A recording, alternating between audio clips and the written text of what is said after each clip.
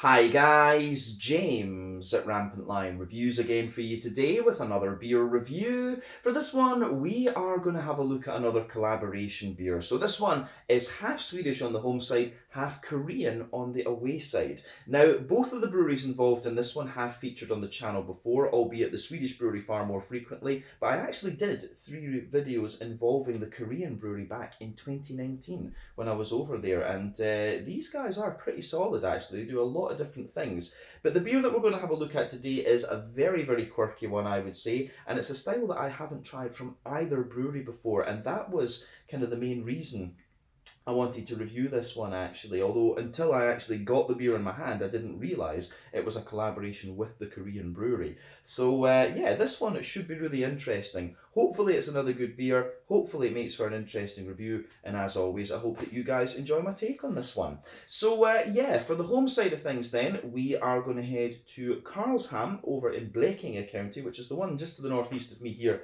in Skåne, in the very south of the country, and we're going to have a look at another beer from Brygghus 19, or Brewhouse 19, if we translate it into English. But this particular beer is called Jeju Tangerine Lemon Lime Passionfruit Vanilla Meringue Pie Sour. So this one is a Berliner Weiss with all of those things inside it that we've just mentioned there, and this is brewed in collaboration with Gorilla Brewing Company, who are from Busan in the very southern part of South Korea. Lovely city actually, and one that I do recommend you visit. Busan is also home to Wild Wave Brewing Company as well, who are very good, I have to say. But yeah, there's some really interesting breweries in South Korea, and when I was there back in 2019, they were just starting to build up their cold chain distribution systems and stuff like that. Like it was a lot of the time, a lot of these breweries could only sell in their own shops and things like that. They didn't have like a cold chain network and so on. But yeah, Gorilla Brewing Company were pretty damn good. We reviewed 2 beers as sit down reviews on the channel from them.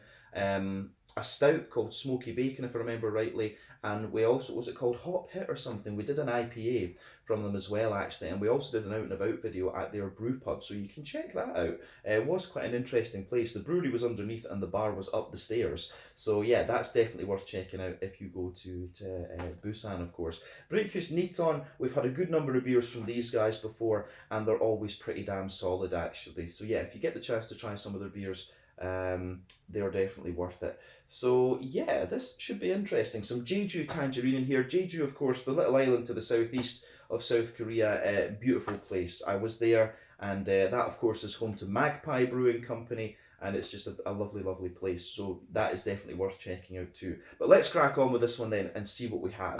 A 6.5% Berliner Weisse with a lot of fruits in it, including Jeju Tangerines from South Korea. But yeah, as always with my reviews then, I'll tell you a little bit about both the breweries involved here before we taste the beer. If you want to get straight to the tasting, just fast forward. All the usual links are in the video description below. That's the brewery websites, the link to my other reviews that I've done from Brygghus 19 and Gorilla Brewing Company, and hopefully we can add more to both of those lists at some point in the near future. But there's all the usual social media down there. If you want to see more reviews, do please consider subscribing to the channel. The support you give is hugely appreciated, and remember, you can go into the channel homepage and search for beer based on geography. The whole channel's tagging system is based on geography, so search for stuff from your hometown, state, whatever you like, and you can of course check out the playlists of beers from different countries. You'll find this one in the Swedish playlist and the South Korean playlist, since it is dual nationality. But let's go on to my brewery notes then and tell you a little bit about these breweries. So, Brygghus 19, or Brewhouse 19, are based in Karlshamn, as I mentioned earlier, in Blekinge in southern Sweden, and apparently they were the first microbrewery in this county. But the brewery was founded back in 2012 by Dan Magnus Svensson, Magnus Carlsson, and also Mikael Lundell. But these 3 guys worked together in the same company, and they entered a home brewing competition and they won, and it was this that kind of prompted them to found their own microbrewery. But apparently Karlshamn has one of the deepest ports in Sweden, and it also had quite a long tradition of brewing as well. The old brewery that they had was built back in 1883, but then the building was demolished just under 100 years later in 1982.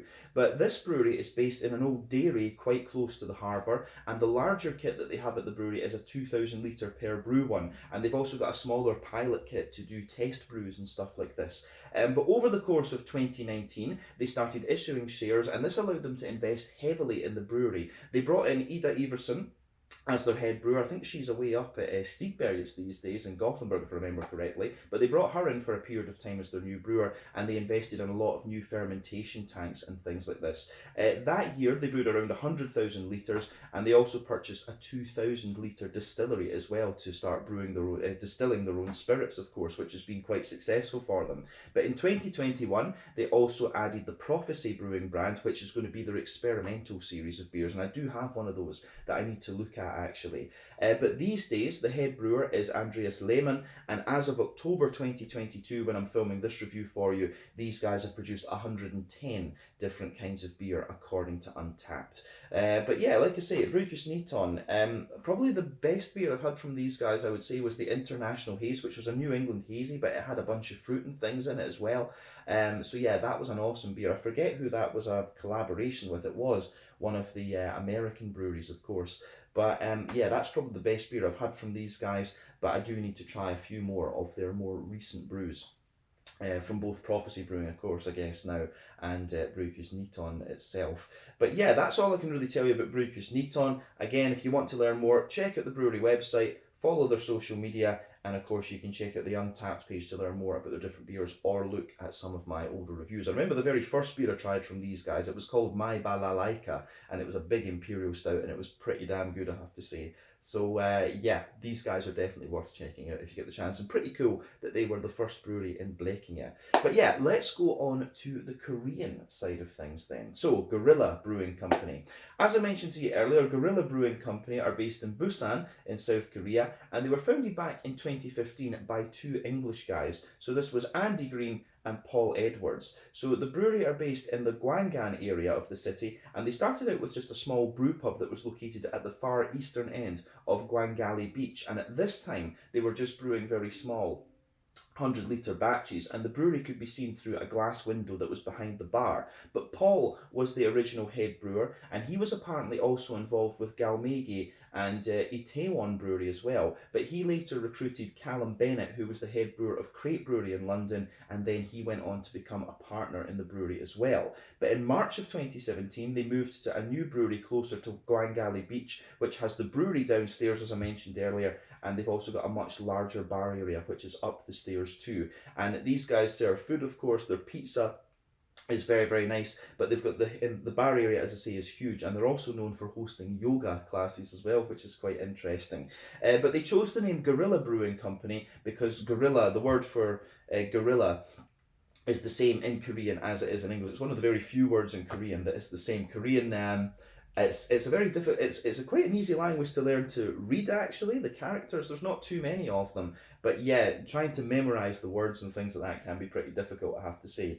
But they're now growing their own hops as well, from what I understand, and as of October 2022, when I'm filming this review for you, these guys have produced around, I think it was about 120 different kinds of beer these guys have done. So yeah, they've done quite a few different things over the years. But yeah, that is everything I can tell you about Gorilla Brewing Company. The only other thing I can say is that I highly recommend you visit Busan. A lot of people, when they visit Korea, just go to Seoul, but personally, I liked Busan better, and going to Jeju was pretty awesome as well, I have to say. But yeah, Busan, lovely, lovely city, and if I was to go and live in Korea, probably it would be Busan. Very nice beer scene there, of course, and yeah, just a very nice town. So yeah, let's crack on and see what we actually have with this beer then. That's everything you need to know about the breweries. So I'll just let you have a little look at the artwork on this one before we open up. As you can see, it does have the Korean flag behind it. So of course the Korean flag has a bit of symbolism too. The white symbolises the land. The sort of four, three black bars that they have on this, that symbolises the government. And of course, the circle in the middle symbolises the people. So yeah, it's all about how to create it's kind of a symbol of a strong nation, if you like, which, considering how things are on the Korean peninsula, it makes sense. But yeah, this one, 440ml can, as we mentioned earlier, this beer, it's a 6.5% Berliner Weisse. It contains Jeju Tangerines, some lemons, some limes, Passionfruit, and also vanilla. So yeah, meringue pie sour, this one. I don't know what I'll actually call this review. I might just call this like a Jeju Tangerine meringue pie sour or something, because that is not going to fit in the YouTube title bar. But there you can see Brygghus Niton's symbol And down here you will see Gorilla Brewing Company's symbol as well. But yeah, plain silver top on the can there. This one I believe cost me 50 Swedish kroner, so that's about €5, £4.50 sterling, maybe, yeah, like $5.50 American, or maybe $6, something like that. So yeah, let's get this guy out and we'll get on with the tasting then. I'm very, very curious to see what this is going to have in store for us. I didn't think I'd be able to review a Korean beer on the channel again quite so soon. So let's do this and see what we have. But yeah, as I say, Korea, it was awesome to go there actually. The Korean people were lovely. Some of the friendliest you'll meet. They'll bend over backwards to help you. And the thing, you know, compared to Japan, of course, the Koreans' English is a lot better. So yeah, that was one thing in Korea. You could get around with English fairly well. So yeah, in Japan it's a lot harder to do that. So yeah, anyway, as you can see, this beer, this looks quite interesting actually. Not what I would have expected. Colour wise, I have to admit, I would have expected something maybe a little bit more yellow than that, but it looks lovely. So anyway, as you can see, very little head on this beer. When it poured, it just had a little bit of a kind of creamy coloured foam to it. But yeah, this one, in terms of its colour, it's almost akin to like an old school, you know, double West Coast IPA. It's got a lovely deep amber note to it. So remember, the colour of your beer depends very much on the type of malts that you use. This goes a long way to determining your EBC rating. The longer you boil the wort, of course, is going to affect it as well. The longer you boil the wort, the more the sugars caramelise, thus you get a darker colour of beer. But any barrel aging you do or any adjuncts that you put in will affect the colour too. And with this being a kind of modern sour beer, if you like, or a Berliner Weisse, of course, most of the colour will be coming from the adjunct. So I would be guessing it will be the tangerines that will be giving this one most of its colour. You know, the lemon and lime, they're gonna, you know, they'll give the beer a wee bit of colour. Passion fruit, it's more a kind of yellowy note. So this kind of deep amber colour will be coming from the tangerines for sure. But yeah, in terms of it being a Berliner Weisse, I would have expected it to be just a little touch more kind of hazy than it is. I mean, it does have a little bit of that natural, unfiltered type quality to it, which you know you're going to get. But yeah, as a Berliner Weisse, I would have expected it to just be a little bit more cloudy. But there's one or two big bubbles sticking toward the side of the glass there, a few little ones just making their way up toward the bottom of the head. But yeah, carbonation isn't too visible in this one. But yeah, certainly clearer than a number of Berliner Weisses that I've come across before. But in terms of the colour of the fruits, it kind of makes sense. You know, the tangerines, obviously, showing themselves a little bit more in this. So yeah, this should be quite interesting. Let's take a wee look at the aroma and see what we have with this beer then. This should be awesome.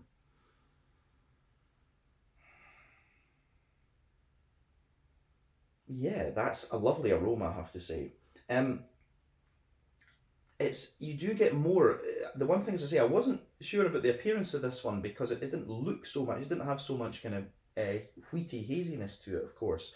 And of course, when it comes to Berliner Weisses, it is the wheat and the yeast to a degree, and the fact that they're unfiltered normally that gives you that little bit of haziness. This one is certainly more of a natural haze, I think. But I have, in fairness, when I think about it, I think I have seen like Berliner Weisses and Goses that are this level of haze. We're too used to the kind of smoothie modern Nordic sours these days. That is a thing, of course. But yeah, aroma wise, this is very, very nice, I'm going to say. So of course, underneath everything, we'll come to the fruits in a minute. Underneath everything, you do get a little bit of kind of fresh white bread crust. You can smell the smooth wheaty character as well. Kind of gives you that more dense bready note. But absolutely, the vanilla is mixing in with that as well. So it's like a kind of vanilla white bread and bread crust that you get in this beer. Yeah, aroma wise, this is pretty damn awesome, I have to say. It actually reminds me a wee bit of some of the what's the Japanese fruit again. It reminds me of some of the sours that I've had that contain that. That's going to annoy me now. That word is just not coming into my head. That Japanese, very limey, citrusy type thing. Yeah, it's not coming to me.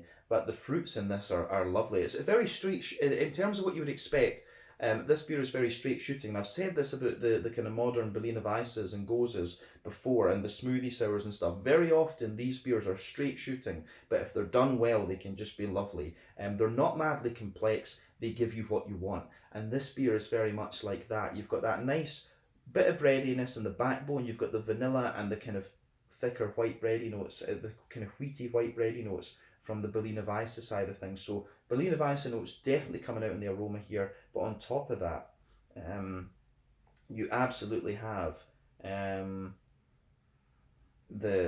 whole bunch of fruit. This is a very obviously citrusy leaning Berliner Weisse, this one. You can smell the lemon and the lime come out at the front of the nose for me, whereas the Jeju Tangerine, it kind of envelops the other stuff. You can smell a little bit of the smoothness of the passion fruit in behind that, but it is really a very citrusy forward IPA, not IPA, very citrusy forward Berliner Weisse, this one. So like I say, the lemon and the lime kind of sit at the front of the nose, the tangerines envelop everything, and then if you take the aroma in a bit more deeply, if you take the aroma in just that little bit more deeply, you do get some of these little bits of smoothness from the passion fruit. And of course, they're calling this one, when I got this, I was thinking, oh, it's going to be a bit of a pastry sour, and pastry sours are a style that haven't been the greatest fan of. I do have to say that, pastry sour. So when I saw it was called meringue pie sour, I thought, oh, maybe it's going to be something like that. Although in fairness, I have enjoyed the pie series and the cake series and stuff like that from and the sorbet series as well, if they still have that, from Brewski and Helsingborg. But as I say, it was Jeju Tangerines. That was what caught my eye with this one, because obviously I've been to Jeju. But yeah, aroma wise, this is very nice. But the more that you smell of it, the more the malt base kind of smoothens up a little bit, and you do get the impression of like a kind of pie crust, I have to say. Yeah, so you do get a little bit of that out of the malt base. In terms of hoppiness and things in this beer, I don't know if this one does contain hops. You do certainly get a little bit of a kind of green effect with this one. There is a little bit of grassiness and a little bit of floral character to it there. So I'm quite curious whether this one does contain hops. It does have, it's got, this one also has a little bit of rye in it as well. I'm not really getting so much in the way of kind of more brown bready character out of it, but we need to see. But it does have a wee bit of lactose too, which obviously will be promoting the vanilla a little bit, but it doesn't say anything about hops. So this one, in this case, the sort of green grassy notes that you're getting out of this one, for me, at least that's what I'm getting, that will be kind of placebo effect, and it's obviously just from having tried so many beers, you're used to it. There is of course a bit of debate among brewers of whether you should add these in or not, because it can add a bit more depth to the flavour, but at the same time it can take away a bit of the sourness. So, for example, Vault City in Scotland, they put hops in, whereas like Elm11 here in Sweden, they tend not to. But yeah, it's up to the brewer's choice. But as I say, this is a lovely smelling beer, this one, very citrusy leaning. I'm just very curious to try this now, so let's get on with it and see what we have here. But yeah, this one is, to give it its full name, the Jeju Tangerine Lemon Lime Passion Fruit Vanilla Meringue Pie Sour. Really long name. What I would have said to these breweries is, call it the Jeju Tangerine Gorilla. I would have just said, call it something like that, and then put the other stuff underneath. That is not going to fit in the YouTube thing, so I'm just going to call it. I'll need to figure out what to call this video, of course. But anyway, let's get stuck into this one. A 6.5% Berliner Weisse with Jeju Tangerines, lemon, lime, and passion fruit in it, from Brygghus in Karlshamn and Blekinge here in Skåne. Blekinge here in the south of Sweden, and Guerrilla Brewing from Busan in South Korea. Slange, skål, cheers, Gambe.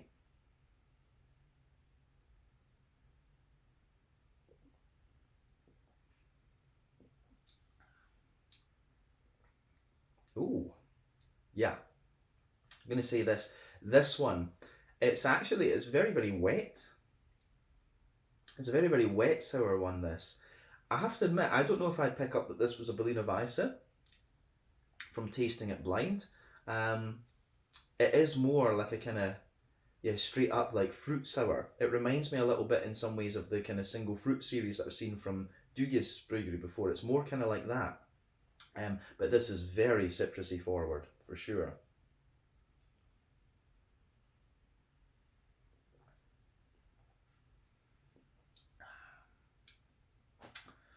But yeah, that is a pretty solid beer, I have to say. As I say, it does say meringue pie sour. From the name of this one, you do expect something that's a bit more kind of thick and kind of creamy and stuff. This really, because of how powerful the citrus is, it feels very wet, and it is more like a kind of fruit. It's almost a little bit like a kind of kettle sour in a way. Rather, it's listed as a Berliner Weisse on Untappd, so maybe it isn't. Maybe I've been saying it's a Berliner Weisse and it's not. It was the Untappd said it was a Berliner Weisse, but I think whoever's kind of put that in there is maybe wrong with this one. This is more along the lines of a fruit sour. This is one of these very, very summery wet sours. It's something. This would be an ideal kind of summer drinking beer.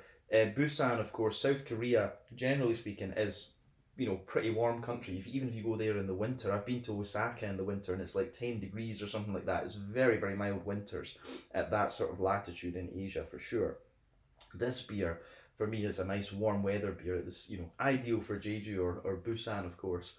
So yeah, it's maybe been released at a slightly wrong time in Sweden, because this would go down very, very well in the summer. But as it stands, it's a really citrusy forward, more kind of fruit sour rather than a Berliner Weisse. I was expecting, it kind of makes sense now, I have to say. So that rating on it, that style category on Untappd is wrong. I would say that.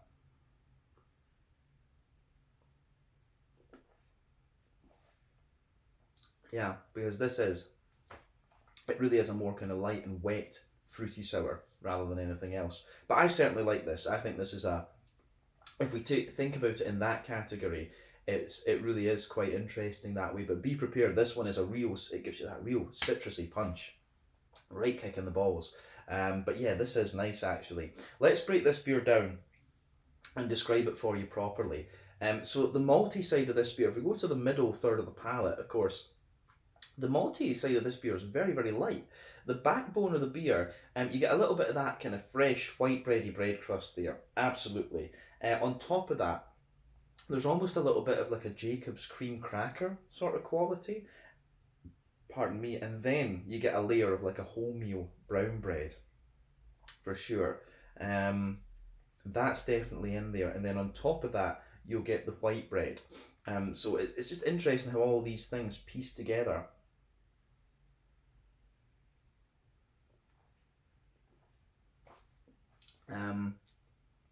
Yeah, I do. As I say, I do like how that, how things piece together in this beer. The malt base, as I say, there's a little bit of complexity to it. Bread crust, cracker, kind of brown wholemeal sort of bread in there. That'll be from the rye, I would suspect, and then you get the white bread on top, which is the wheat.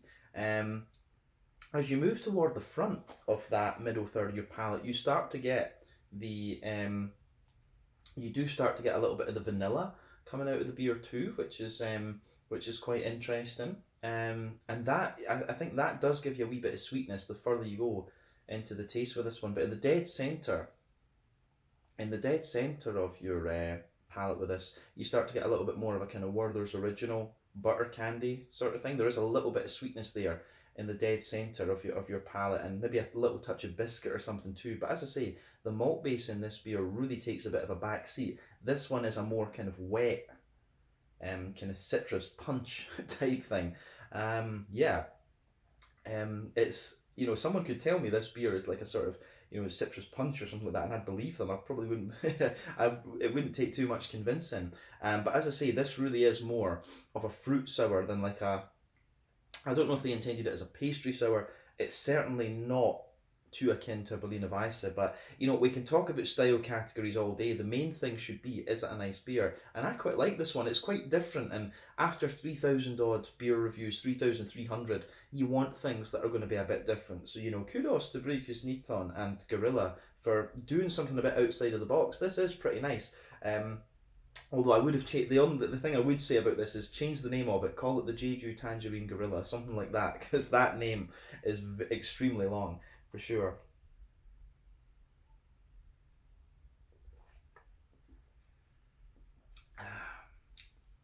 But yeah, the more that you drink this as well, the more kind of refreshing it becomes, and the more your mouth adjusts to it. You need to, with some beers like this, yuzu was the fruit I was thinking of earlier from Japan. When it comes to in Asia, when it comes to citrus, the citrus stuff you get there just gives you a right punch. Citrus, they go. It's like me with garlic. I'd happily die of garlic. I'd say it was glorious, but it's the same in Asia with citrus. Their citrus things are so powerful, and you get that out of this beer. As I say, the malt base really takes a back seat to everything else in this. This is one of these beers that you need to take a few sips of and just let your mouth adjust to it. It really is quite interesting that way. I think we've said everything we need to about the middle third of the palate. Let's look at the back third of the palate then. So the border region between middle third and back third of your palate, you get a little bit of bready build up there. It's a kind of wholemeal brown bread, and then the base of the back third of the palate is you get a bit more graininess out of the bread crust. You can feel that the brown bready layer is a little bit taller and a little bit more airy, and you can feel a bit of the wheat in there on top of that. And the wheat actually gives you a good little bit of kind of smoothness as well, and it actually gives you a little bit of bite too, which is interesting. And above all of that, you've got a few more yeasty esters in there, so it's like a light kind of airy white bread with it's almost got a wee kind of touch of honeycomb sweetness to it or something. But certainly on the back third of the palate, you'll feel the flavour is taller. Then as you come further forward, it just condenses down and squashes together that wee bit more. But I think that covers everything we need to say about the yeasty and malty side of this beer. Let's go and focus on the fruity side and the green, placebo green as it will be in this one, because we know this beer doesn't have hops. So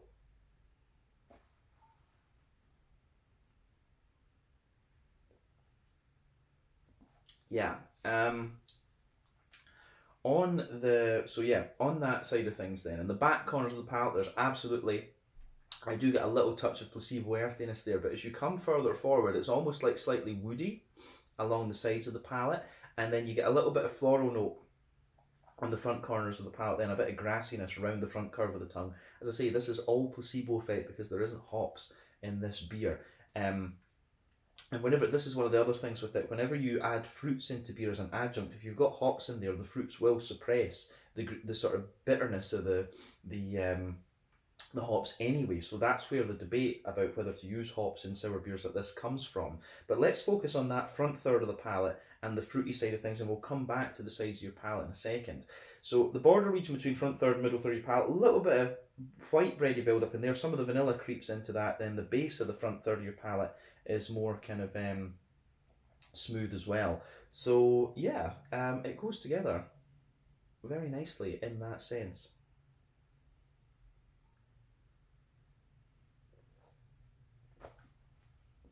But yeah, nice little bit of, as I say, white bread, vanilla, smooth kind of bread underneath. It does go together well. Then on top of that, you're getting all the fruity character out of this one. So what I would say is about this beer, the at the back of that front third of your palate, for sure, you can feel the softer passion fruit, and it's almost like the passion fruit is the one forming the base between. It's kind of forming the link between the malt and the citrusy fruits in this one. So the passion fruit's a good kind of anchor in the fruity side of this beer. But as I say, this whole beer, it's just a real citrus kick in the balls, can we say, which I do quite enjoy. So we have to talk about impact flavour with this as well. So when you first take the beer in,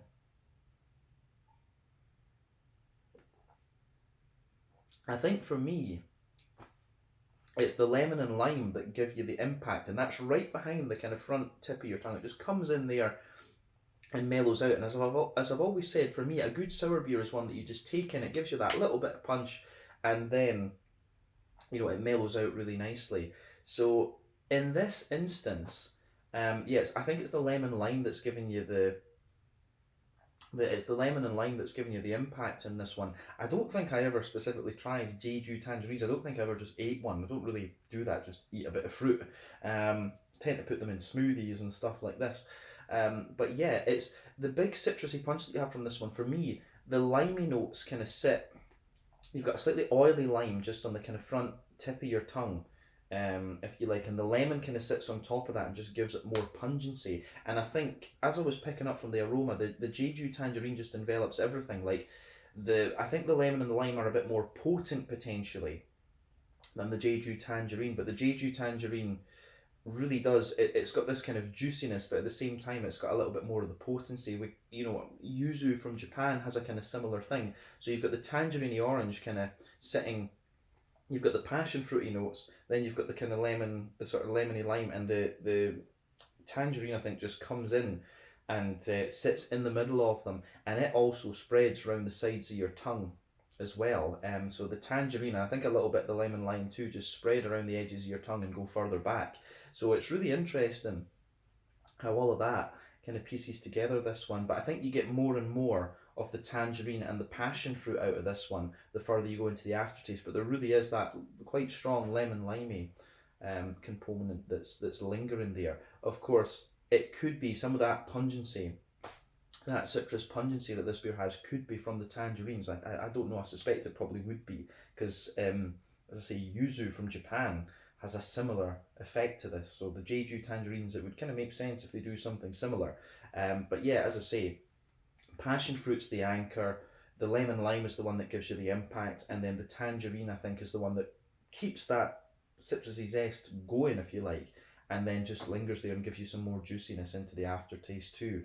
I think that kind of summarises the flavour of the beer quite nicely, to be honest with you. But this is, it's not, if this was intended to be a Berliner Weisse, I don't see that so much. It's not so much in the way of a pastry sour either. This to me is more like a kind of fruit sour. It reminds me of the Brygghus fruit series from Gothenburg, of course. But it's, the main question, as I say, it should be, is it a nice beer? Yeah, but this one is a citrusy kick in the balls. Just be aware of that before you try it. This has a lot of pungency to it. Let's round off then with a wee look at the mouthfeel. So, mouthfeel wise, this one, for me, it's actually very light bodied. I would say maybe top end of light bodied. Carbonation is very smooth. There's a wee bit of oiliness to it. Yeah, there's definitely a wee bit of a kind of oiliness to this beer, but it is really kind of more wet and refreshing in a sense. IBU wise, I think technically speaking this would be 0 IBU, but you probably will get, 2 or 3 IBUs out of it, something like that. The malt base, as we said, really takes a back seat to everything else, but it's a bit grainy, bit smooth, little tiny touch of sweetness to it. And yeah, everything else is about the fruity character of this beer. As I say, it's a big citrusy kick in the balls, this one. But if you know Asian food, then that doesn't surprise me at all. They love like really spicy and citrusy flavours and stuff like this. So yeah, interesting beer, this one. I think I'll need to keep this can as well. So yeah, I think we can leave it at that for this one. So this was the Jeju Tangerine Lemon Lime Passion Fruit Vanilla Meringue Pie Sour from Brygghus in Karlshamn and Blekinge here in the south of Sweden, and Gorilla Brewing Company from Busan in the south of South Korea. So yeah, let's leave it there. Once again, thank you for watching my beer reviews. Till the next time, please like, subscribe, share, all the usual YouTube stuff. Let me know your own thoughts on this beer in the comment section below. Let me know what your favourite beers are from both Brygghus and Gorilla Brewing Company as well. And we will no doubt return to both of these breweries at some point soon. I do need to get back to Korea and see how the beer scene has moved on, because there were some really new breweries just in their infancy that were kind of doing some really nice stuff. Wild Wave, Galmegi, Magpie Brewing, these guys, Gorilla Brewing Company, Meister Lee up in Seoul as well, Booth Brewing. Yeah, there was some really interesting stuff going on. So definitely need to you definitely need to check out the Korean beer scene. It's very interesting. But yeah, thank you again for watching. Check out my social media, check out Brygghus and Gorilla Brewing Company social media as well, and I will see you guys very soon. Sláinte, skål, and cheers.